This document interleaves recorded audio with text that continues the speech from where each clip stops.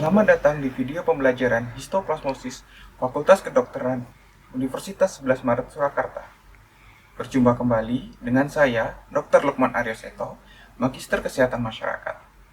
Pada kesempatan ini, saya akan menjelaskan seri pembelajaran histoplasmosis mulai dari segi epidemiologi, mikologi, sampai dengan filogenetik. Histoplasmosis merupakan infeksi paru yang disebabkan fungi dari genus Histoplasma. Terdapat 3 spesies Histoplasma yang penting untuk diketahui. Yang pertama, Histoplasma capsulatum, varian capsulati, atau umum disebut dengan Histoplasma capsulatum yang menginfeksi manusia. Selanjutnya, Histoplasma capsulatum varian duboisi atau Histoplasma duboisi yang juga menginfeksi manusia. Dan yang terakhir, Histoplasma parsiminosus yang menginfeksi kuda. Histoplasma capsulatum merupakan terminally dimorphic fungus atau jamur dimorfik bergantung suhu. Bentuk dari jamur ini dapat berubah bergantung dengan suhu lingkungan. Pada suhu yang kurang dari 35 derajat Celcius, histoplasmosis akan berbentuk kapang. Sedangkan pada suhu 37 derajat Celcius akan berbentuk ragi atau khamir. Di alam, histoplasmosis hidup sebagai saprofit, di mana histoplasmosis hidup dan mendapatkan nutrisi dari sisa bahan organik organisme lain. Histoplasmosis dapat ditemukan membentuk koloni kapang di tanah yang tercemar jejak kelelawar dan unggas. Koloni kapang tersebut dapat menghasilkan spora infektif yang disebut Microponidia. Identifikasi jamur dapat dilakukan dengan pemeriksaan langsung maupun dengan isolasi dan kultur jamur. Pemeriksaan langsung dapat dilakukan dengan sediaan histopatologi atau sediaan KOH 10%. Isolasi dan kultur jamur dapat dilakukan pada medium agar saburo, dextrose, atau mikosel. Jamur tumbuh sangat lambat dan membutuhkan waktu 3 hingga 4 minggu untuk tumbuh. Jamur dapat tumbuh pada suhu kamar 25 derajat Celcius maupun suhu optimal 37 derajat Celcius. Pada suhu kamar, histoplasmosis akan berbentuk kapang, sedangkan pada suhu 37 derajat Celcius akan berbentuk ragi atau khamir. Histoplasmosis dapat ditemukan di seluruh dunia, termasuk Indonesia. Histoplasmosis merupakan penyakit jamur endemik lokal yang paling sering ditemukan di Amerika Serikat. Penyakit jamur endemik lokal berarti persebaran penyakit ini terbatas pada sesuatu wilayah tertentu. Spesies Histoplasma duboisi merupakan spesies endemik di Afrika. Insidensi terbesar dapat ditemukan di Ethiopia, Mali, Nigeria, dan Madagaskar. Pada gambar, dapat kita lihat koloni Histoplasma duboisi yang menginfeksi femur.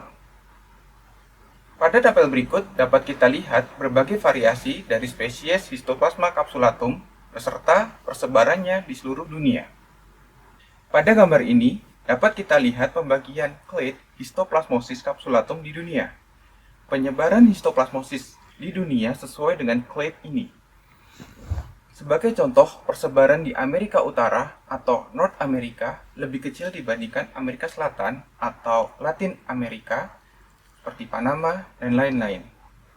Histoplasma capsulatum dilaporkan berbeda dengan clade yang sudah dilaporkan.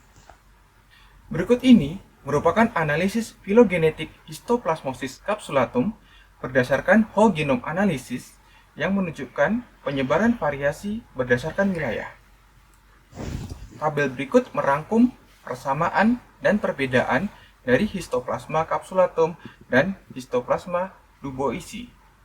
Kedua variasi tersebut sama-sama menyerang manusia dan hidup di tanah sebagai saprofit. Secara epidemiologi, persebaran Histoplasma capsulatum lebih luas dibanding Histoplasma duboisi yang hanya terbatas di Afrika. Selanjutnya, ukuran Histoplasma capsulatum lebih kecil dibanding Histoplasma duboisi. Tropisme Histoplasma capsulatum adalah pada seluruh organ dengan retikuloendotelial system seperti hepar, lien, usus, dan kulit. Sedangkan tropisme Histoplasma duboisi adalah pada kulit, kelenjar limfe, dan tulang. Baik, para mahasiswa sekalian, selanjutnya saya, Dian Nugroho, Dokter Magister Medical Education, akan melanjutkan penjelasan seri pembelajaran histoplasmosis mulai dari segi patofisiologi, diagnosis, dan terapi. Histoplasma merupakan fungi yang mudah ditemukan pada lingkungan yang merupakan penyebab tersering dari penyakit mikosis paru. Reproduksi aseksual dari histoplasma ini dapat menyebabkan produksi mikrokonidia yang akan tersebar melalui udara. Mikrokonidia yang terhirup akan sampai ke paru. Mikrokonidia pada paru akan bertunas dan membentuk yeast. Yeast akan difagositosis oleh makrofag alveolar dan dibawa ke limfonodi regional. Kemudian yeast dapat masuk ke sirkulasi dan dapat tersebar di seluruh tubuh. Infeksi histoplasmosis akan menyebabkan manifestasi klinis yang berbeda pada pejamu imunokompeten dan pejamu imunokompromis. Pada pejamu imunokompeten, manifestasi klinis histoplasmosis baru akan muncul bila spora terhirup dalam jumlah yang besar.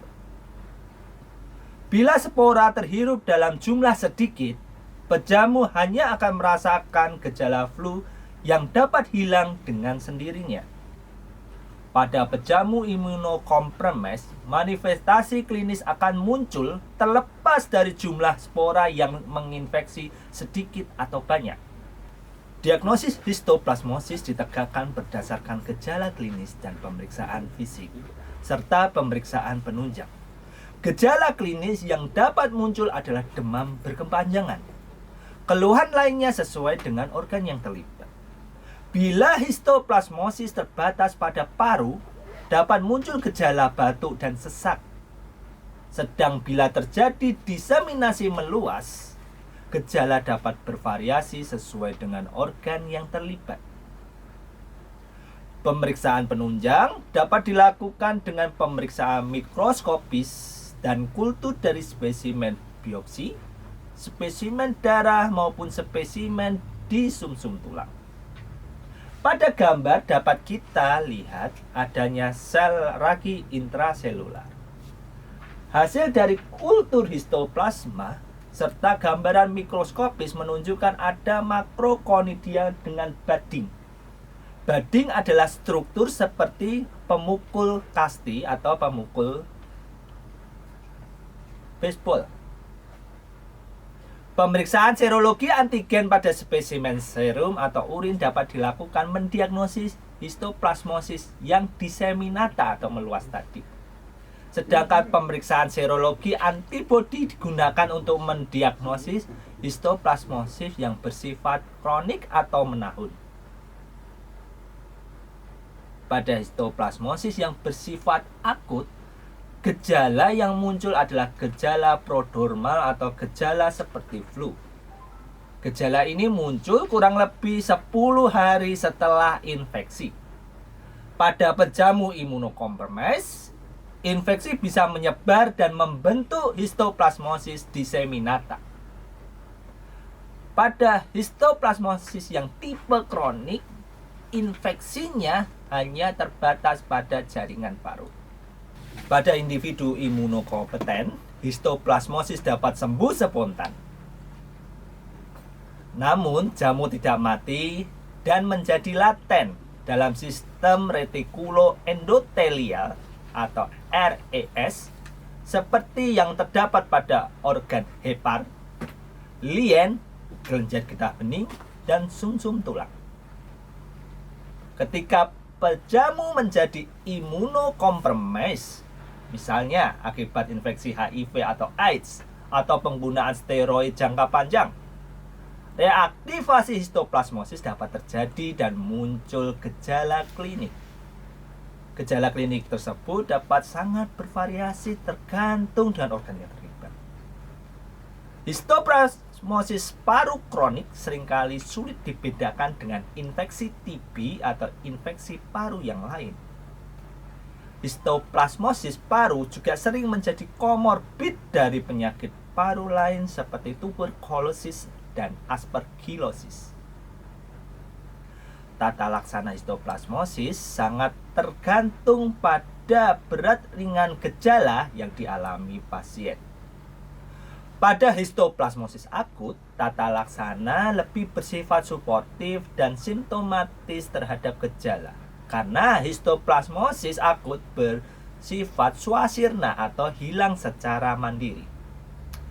Histoplasmosis disseminata dapat ditata laksana dengan amphotericin B dan dilanjutkan dengan intraconazole. Sedangkan histoplasmosis kronis dapat ditata laksana dengan intraconazole. Demikian penjelasan terkait materi histoplasmosis dari saya, Dr. Dian Nugroho dan Dr. Seto. Mohon maaf atas segala kekurangan yang mungkin ada selama pembuatan video ini.